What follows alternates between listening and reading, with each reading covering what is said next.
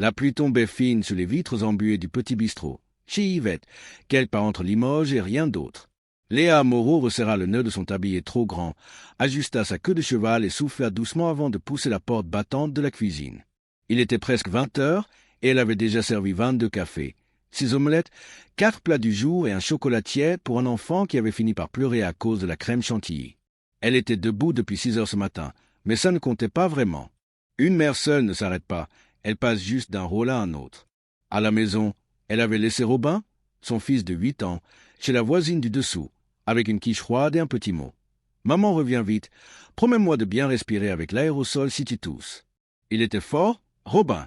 Trop fort, parfois. Il posait des questions sur le ciel, sur la vie, sur pourquoi papa n'appelait jamais. Elle lui répondait avec des demi-vérités douces, pendant que son cœur se contractait dans sa poitrine comme un linge essoré. Dans la salle, les conversations bourdonnaient, le son d'une vie banale en province. Des ouvriers, des chauffeurs routiers, des couples silencieux, et quelques habitués qui lui adressaient un sourire sans vraiment la voir. Léa ne s'en plaignait pas. Être invisible, parfois, c'était reposant. Mais ce soir-là, quelque chose avait changé dans l'air. Ils étaient arrivés peu après 19 heures. 3 hommes, moto garée devant, cuir trempé, visage fermé. Ils avaient pris la table du fond, sans un mot, comme s'ils en avaient déjà 1000 de trop en eux.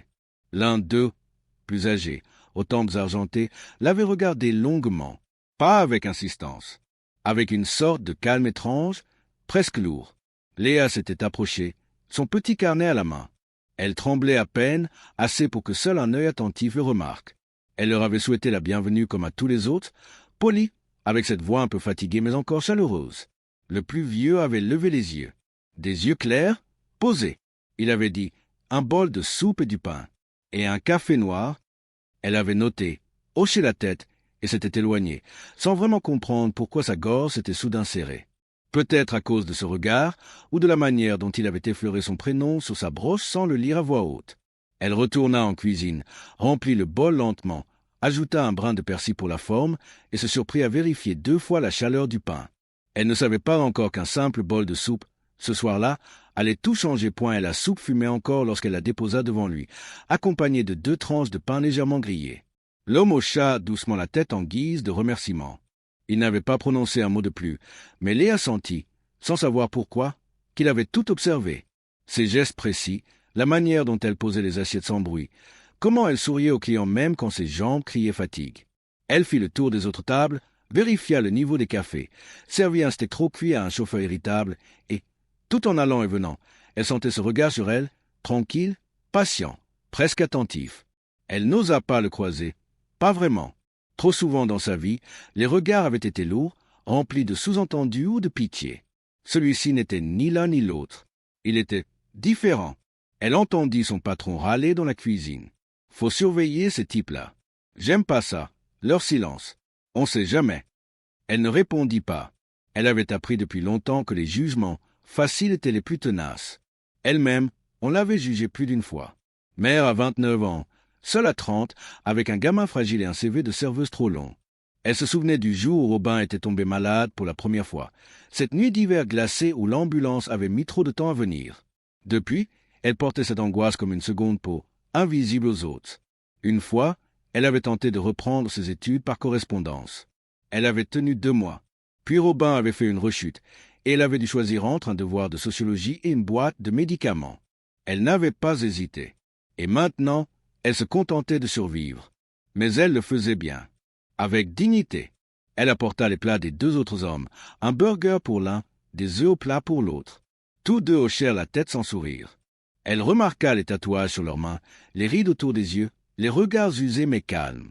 Puis elle revint au fond, avec le café noir demandé. L'homme aux yeux gris leva les yeux vers elle, l'observa un instant, puis lui tendit le billet de 10 € pour régler son repas. « Gardez la monnaie » dit-il simplement. Léa, surprise, hocha la tête. Elle glissa la pièce dans sa poche, son cœur battant plus fort qu'il ne l'aurait dû. Ce n'était pas le montant, c'était le ton, la manière dont il l'avait regardée. Comme si, dans cette salle pleine de bruit et d'odeur de friture, elle existait vraiment, comme si elle n'était pas qu'une silhouette en tablier. Elle retourna derrière le comptoir, essuya mécaniquement un verre et tenta de chasser l'émotion qui montait doucement. Elle n'avait pas le temps de rêver ce soir. Pourtant, elle sentait confusément que quelque chose, quelque part, venait de bouger point et la soirée s'étira comme un vieux rideau fatigué. Peu à peu, les conversations se firent plus discrètes, les clients quittèrent leur table en traînant les pieds, et le tintement des couverts dans les assiettes céda la place au silence familier du bistrot en fin de service. Léa ramassa les assiettes une à une, le dos douloureux, les mains rougies par la vaisselle trop chaude. Elle s'approcha de la table du fond. Les trois hommes étaient partis depuis un moment déjà, sans un mot de trop, sans un regard de travers. Seul restait leur coin, étrangement propre, comme si leur passage n'avait été qu'un souffle discret. Le bol était vide, nettoyé jusqu'à la dernière goutte. Le pain, mangé. La tasse de café, vide elle aussi, avec une seule trace de doigt sur l'anse. Léa saisit le bol, la serviette, et s'arrêta. Sous le bol, soigneusement replié, se trouvait un petit papier. Elle cligna des yeux, le cœur serré sans comprendre pourquoi. Elle hésita une seconde, regarda autour d'elle. Personne ne faisait attention. Le chef rangé en cuisine, la radio grésillait doucement. Elle tendit la main, prit le papier. Ce n'était pas un reçu. Pas un mot de plainte ni un mot d'encouragement. Juste une note écrite d'une écriture nette, légèrement penchée. Elle lut à voix basse, les lèvres à peine entr'ouvertes. « Je t'ai regardé ce soir. Pas parce que tu brilles, mais parce que tu ne demandes jamais à être vu. Tu tiens bon. Tu souris. Tu ne juges pas. C'est rare. Ne change rien. » Léa resta figée. Une bouffée étrange lui remonta dans la gorge. Quelque chose entre la surprise, la crainte et une émotion qu'elle n'avait plus ressentie depuis longtemps. Puis elle vit ce qui était agrafé à la note. Un papier plié en trois, officiel, avec son nom complet écrit noir sur blanc. Un virement. Elle ouvrit doucement. Un reçu de transaction bancaire d'une banque qu'elle ne connaissait pas. Le montant, 4 500 €. Elle sentit ses genoux faiblir. Ses doigts tremblaient. Elle reposa lentement la vaisselle sur la table et s'assit, incapable de respirer normalement. Elle regarda le montant encore et encore, cherchant l'erreur, un piège, une caméra cachée. Mais il n'y avait rien d'autre que ce nom en bas de la note, Mathias Leroux. Elle n'avait jamais entendu ce nom. Et pourtant, il semblait résonner dans sa poitrine comme une vérité ancienne. Ce n'était pas un pourboire. Ce n'était pas de la pitié. C'était autre chose. Une main tendue depuis l'ombre. Une reconnaissance silencieuse. Elle resta là plusieurs minutes, immobile, les yeux embués, pendant que le monde continuait de tourner autour d'elle. Rien n'avait changé. Et pourtant, tout était déjà différent. La pluie avait cessé lorsqu'elle rentra chez elle, mais l'humidité collait encore aux murs décrépits de son petit appartement au 2e étage. Robin dormait, recroquevillé sur le canapé, son doudou usé entre les bras, la lumière de la télé projetant des ombres douces sur son visage paisible. Léa déposa son sac à côté de la porte, se déchaussa en silence, puis s'assit à la table de la cuisine, cette vieille table bancale où elle faisait les comptes, cousait les vêtements abîmés, et parfois versait des larmes qu'elle n'avait pas le luxe de montrer ailleurs. Elle sortit la note de sa poche, la relut encore. Et encore.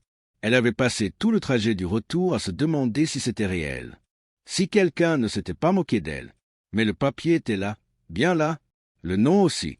Mathias Leroux. Son téléphone était trop vieux, mais il tenait encore le coup. Elle le brancha, attendit qu'il charge un peu, puis tapa ce nom dans le moteur de recherche. La connexion était lente, les pages mettaient une éternité à apparaître, mais enfin, un article s'afficha. Ancien détenu devenu bienfaiteur des invisibles. Elle cliqua. Il y avait une photo. C'était bien lui. Les cheveux poivre et sel, le regard perçant, les bras croisés devant ce qui semblait être un centre d'accueil modeste, avec une plaque rouillée portant un nom simple, les mains invisibles. L'article racontait une vie cabossée, de la prison à la réinsertion, puis la création d'une structure atypique qui n'offrait pas que de l'argent, mais des outils, formation, accompagnement, dignité. Il refusait les projecteurs. Pas de réseaux sociaux, pas de discours médiatiques. Seulement des actes concrets pour des gens qu'il disait oubliés par les chiffres. Léa referma l'écran, les mains moites. Pourquoi elle? Elle n'avait rien demandé. Elle ne s'était pas plainte. Elle faisait ce que des milliers de femmes faisaient chaque jour, tenir bon. Mais il l'avait vu. Et ce regard, elle s'en souvenait maintenant. Ce n'était pas de la curiosité. C'était une sorte de reconnaissance muette, comme s'il savait exactement ce que c'était de sourire avec les jambes qui flanchent. Elle prit le reçu, le posa à côté de la note. Elle aurait pu pleurer. Mais il n'y avait plus de place en elle pour ça. Juste un silence profond, traversé d'une certitude nouvelle. Ce n'était pas un rêve. Quelqu'un avait vu à travers les couches de fatigue, de silence, de renoncement. Et ce regard-là, pour une fois, n'avait rien volé. Il avait donné. Les jours suivants, Léa garda le reçu dans une enveloppe, cachée sous une pile de torchons dans un tiroir qu'elle ouvrait parfois juste pour s'assurer que tout cela n'était pas le fruit de son imagination. Elle n'en parla à personne, pas même à la voisine qui gardait Robin et qui aurait pourtant sauté de joie à l'idée qu'un miracle ait enfin touché leur immeuble triste. Elle continua à travailler comme si rien n'avait changé, même si son regard croisait parfois son reflet dans la vitrine du bistrot, un peu plus droit, un peu moins flou. Puis, le troisième jour, son téléphone vibra alors qu'elle servait un café crème. Numéro inconnu. Elle hésita, le cœur serré, puis répondit. Une voix de femme, douce, posée, presque souriante. « Bonjour, Madame Moreau. Je suis Laetitia, de la Fondation Les Mains Invisibles. Monsieur Leroux pensait que vous ne rappelleriez pas. Il vous propose un rendez-vous, si vous le souhaitez. Aucun engagement, juste une discussion. » Léa resta muette quelques secondes. La voix reprit. « Il dit que vous n'avez pas besoin d'aide, juste de reconnaissance. » Elle accepta, parce que ce ton-là n'avait rien de commercial, rien d'obligé. C'était comme un fil qu'on lui tendait au bord d'un ravin. Le rendez-vous eut lieu 2 jours plus tard, dans un ancien entrepôt réhabilité à 20 minutes de route.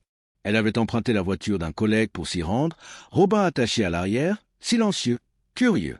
Le bâtiment semblait froid de l'extérieur, mais dès qu'elle poussa la porte, une odeur de café chaud et de bois ciré l'accueillit. Des gens parlaient doucement, travaillaient sur des ordinateurs, certains triaient des vêtements, d'autres rangeaient des boîtes. Une pièce vivante, pas un centre d'aide anonyme, un lieu humain. On l'accueillit avec chaleur, sans la brusquer. Une femme lui tendit un dossier, l'invita à raconter son parcours. Léa parla peu, mais pour la première fois depuis longtemps, on l'écouta vraiment. Pas avec pitié, avec attention. On lui proposa un programme d'accompagnement flexible, adapté à ses horaires, pour apprendre à gérer un petit budget, comprendre ses droits, et si elle le souhaitait, se former. On ne lui demanda pas de prouver sa misère. On lui parla de potentiel. Elle n'était pas prête à tout accepter. Pas encore. Trop d'années à se débrouiller seule. Mais elle repartit avec un classeur sous le bras, des brochures et un sentiment qu'elle n'avait plus ressenti depuis longtemps. Elle avait été traitée comme quelqu'un d'important.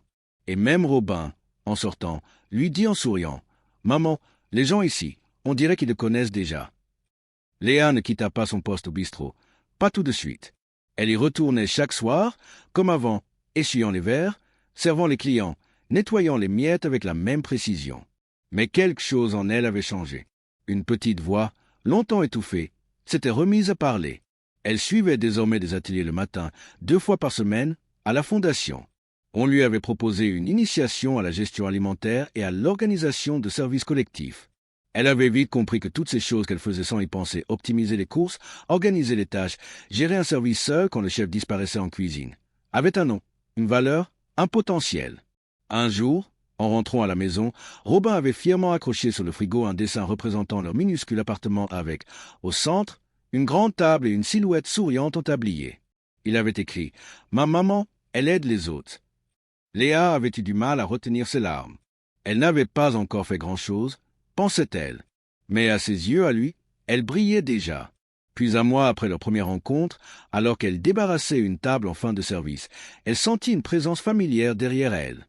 Elle se retourna. C'était lui, Mathias. Même veste sombre, même regard calme. Il s'assit à la même table du fond, commanda la même chose, un bol de soupe, du pain, un café noir. Il ne dit rien de plus. Elle le servit sans mots, mais avec un sourire différent. Un sourire de reconnaissance silencieuse. Lorsqu'il eut terminé, il se leva, lui adressa un simple « merci » et s'en alla.